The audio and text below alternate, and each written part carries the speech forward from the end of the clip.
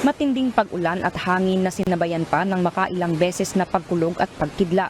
Ito ang mga eksena sa Davao City nitong Miyerkules ng gabi, November 8. Dahil sa lakas ng ulan na umabot hanggang madaling araw, mabilis na tumaas ang tubig na nagpabaha sa mga kalsada at maraming kabahayan sa lungsod. Sa Barangay Balyok, Talomo, nakunan pa ng video ang tila nangangalit na rumaragas ang tubig baha sa isang residential area. Sa post ng isang netizen sa Barangay Bago Galera, makikita ang pagtangay ng baha sa ilang mga sasakyan. Ang ilang residente sa Bago Aplaya nagpasaklolo na dahil hirap na silang makalabas ng kanilang mga bahay punsod ng hindi inaasahang pagtaas ng tubig na umabot hanggang lagpas tao.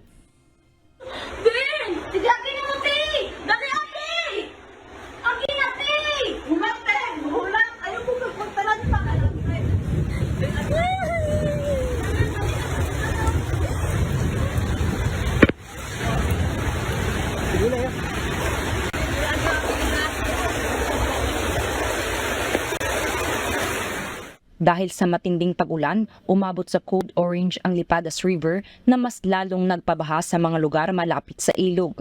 Kabilang sa mga apektadong barangay ay ang Barangay Bago Galera, Bago Aplaya, Talomo Proper, Matina Aplaya, Maa, Balyok at Barangay Santo Niño.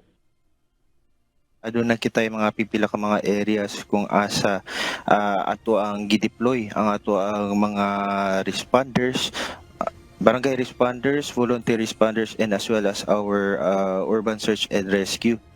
Kinabukasan, tumambad sa mga apektadong residente ang makapal na putik at nagkalat na mga sanga at basura.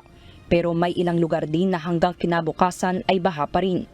Tumambad din ang mga nagkarambolang mga sasakyan na natangay ng tubig.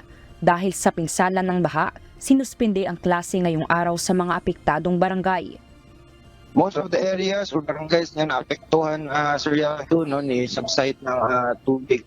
Actually, ongoing na po ng atong assessment sa atong Ardana team sa mga naapektuhan na barangay karong adlaw lamang, and continuous ang pag-coordinate ni and hopefully karong hapon makapagawas mi og official na data sa panghitabo kagabi.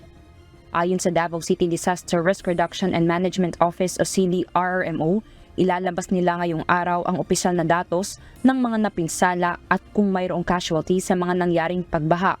Pero hanggang ngayon, wala pa namang naiulat na nasaktan o nasawi. Patuloy ding pinag-iingat ang mga residente, lalo't inaasahan pa rin ang light to moderate na mga pag-ulan sa lungsod dahil sa easterlies at localized thunderstorms. Lucilio Ren, UNTV News and Rescue. Diyos ang aming sandigan, serbisyo publiko ang aming pinahahalagahan.